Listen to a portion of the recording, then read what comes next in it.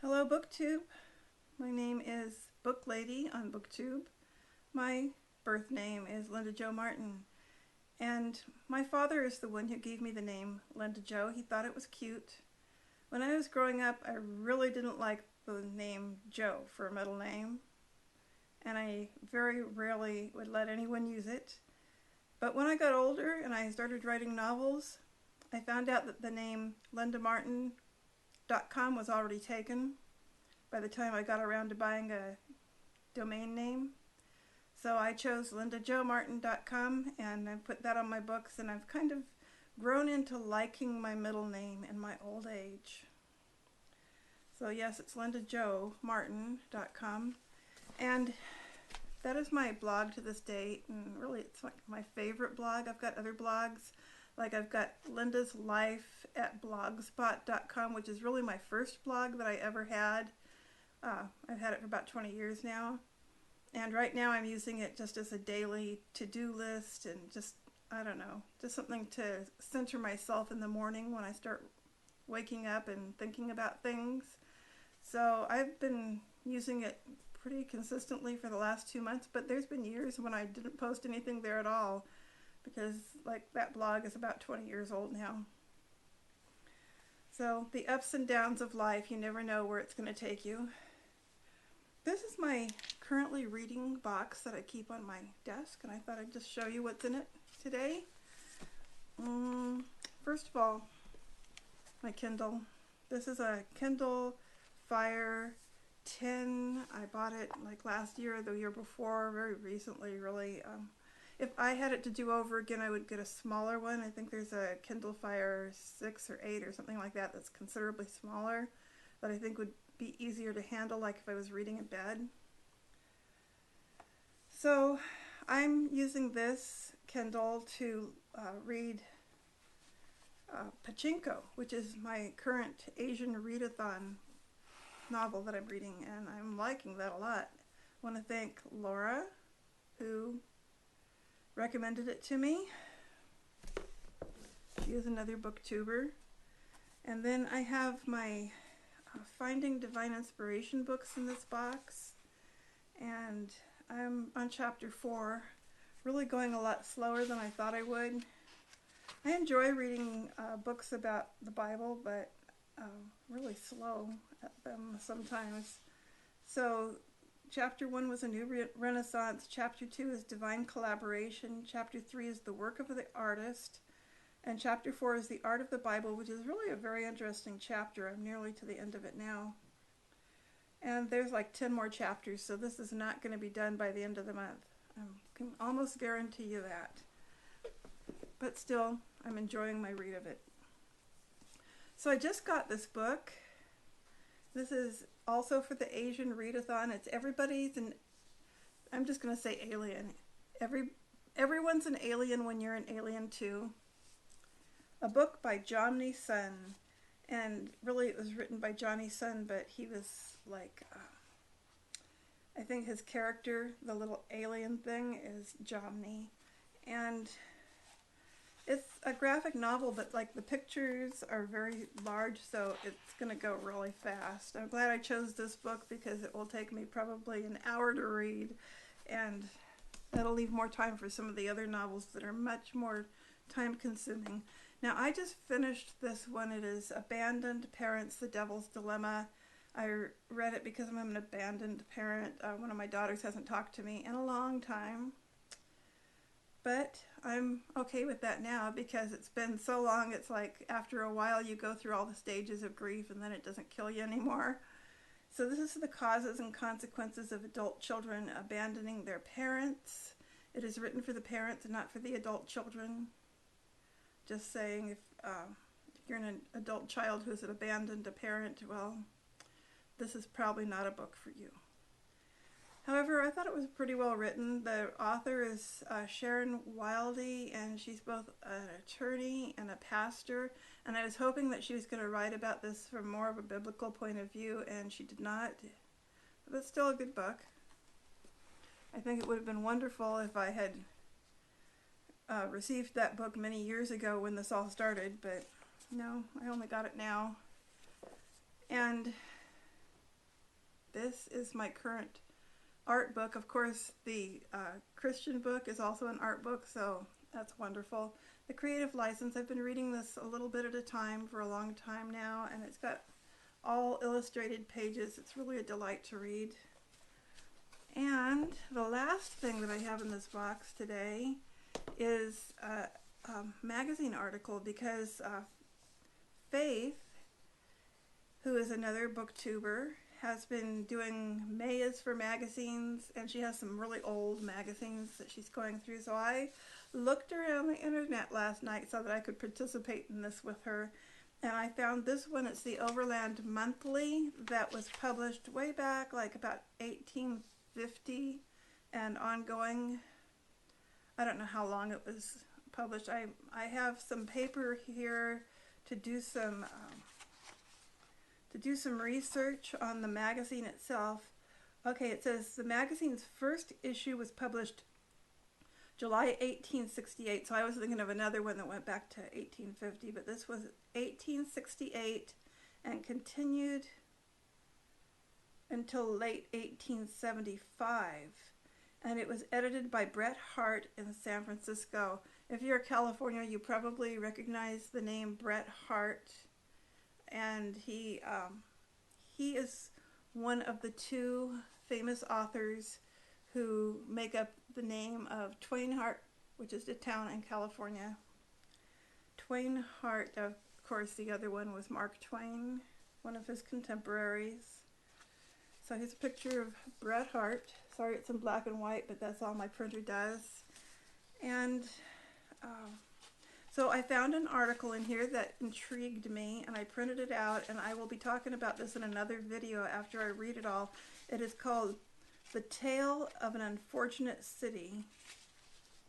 No, The Story of an Unfortunate City, and the unfortunate city is Klamath City, which, you know, that just stuck out to me because I happen to live very close to the Klamath River in the Klamath National Forest, and so I'm going to be reading The Story of an Unfortunate City that was published in a San Francisco magazine. And so today I'm going to be doing a little bit more book organization. Just randomly, 10 books. I'm choosing 10 books right now. I'm 1, 2, 3, 4, 5, 6, 7, 8, 9, 10. I've got them. Okay, this is 10 random books from my shelves that I'm going to be organizing here. Now the first one is Dispatches from the Klamath Mountains, Beginner's Luck by Malcolm Terrance. Just recently bought this one and I haven't read it. I bought it after I got back here to the Klamath National Forest. It says Malcolm Terrance helped form the Black Bear Ranch, a commune in the Klamath Mountains. He followed that with logging and reforestation work, setting up and opening timber sales, and fighting wildfires. All very common for local people in this area. And if you have ever watched a movie called Commune that documented that Black Bear commune, you might be familiar with that. I know, I watched that years ago. I think I got the movie from Netflix or something.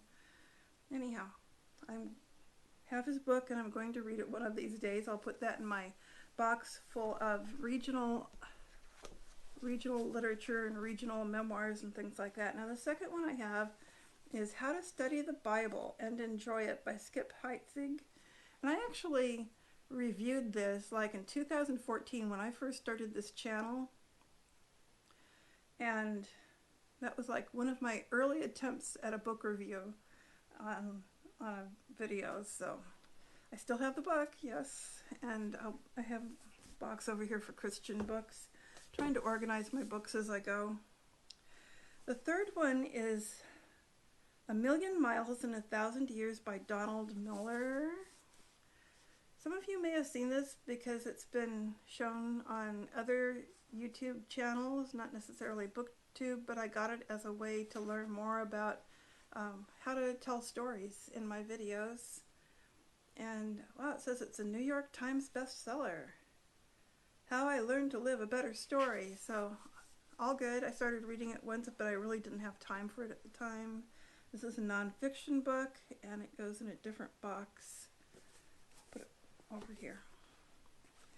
The next one is Dragon's Gate by Lawrence Yep. I have actually read another of his books a long time ago. This is a Newberry Medal honor book.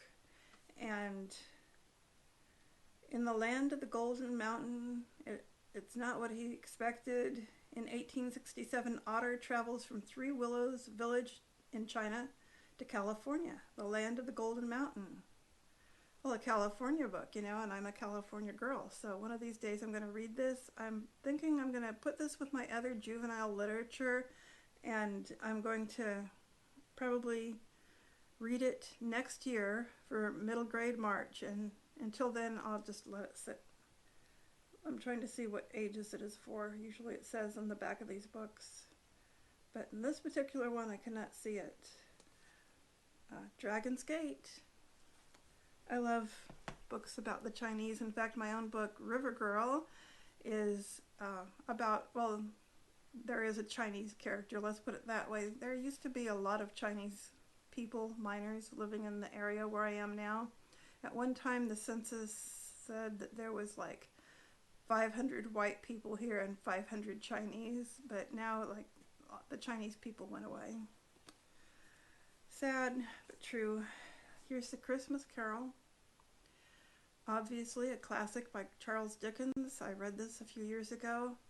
If you like Charles Dickens, I recommend it. I very much enjoyed the book. I mean, of course I've seen the movie, several versions of it, but this one, the book, it just blew me away because I just love his writing, his descriptive writing, and so I recommend that. So of a lot of other people, that's why it's a classic. And look, it's Kindred. And I just got finished reading Parable of the Sower by the same author. Really loved this one. I read it last year, and I recommend it. A lot of these books I brought along on my trip from Idaho. Even though I left a lot of my books in storage, I brought a lot of these along just so that I would have them here so I could make individual videos about them for my BookTube channel. So that's coming up. You'll probably see this again sometime. And this is actually a Christian book. I actually got this in a little bookstore that was in the church that I was attending at the time. It's The Well-Trodden Path by Sharon, Faith, Rees. And I remember reading it, but I don't even remember much about it. Calvary Chapel Publishing. And yeah, it's a little memoir. Actually, I think this was one chapter in a larger book of biographies or autobiographies or memoirs of women that are in the Calvary Chapel. So I don't know. Guess I'll have to reread it because now I can't remember even what country she was talking about. It's been a long time. Hint, somewhere in South America.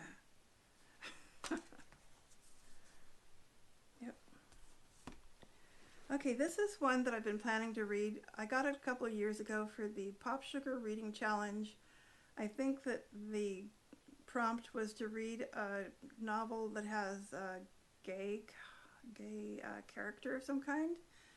And I couldn't decide what to read because I don't usually read those novels. But the reason that I do the Pop Sugar Reading Challenge is because I want to be challenged to read things I normally wouldn't.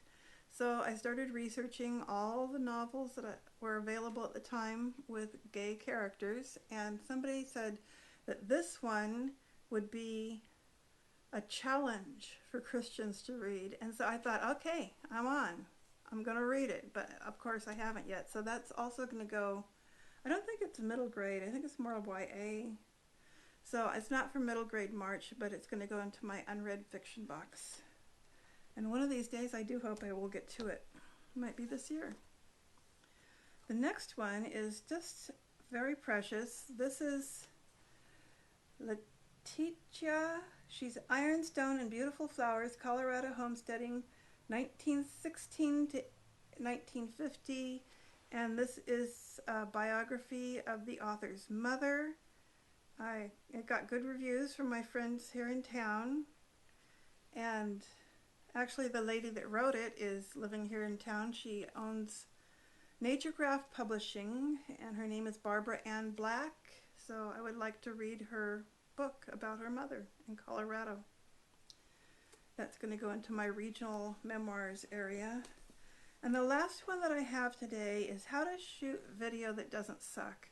My brother actually read this. Amazing. And I haven't got to it yet. I keep having this on my list for year after year. And yeah, I mean, I want to shoot video that doesn't suck. Definitely. But like,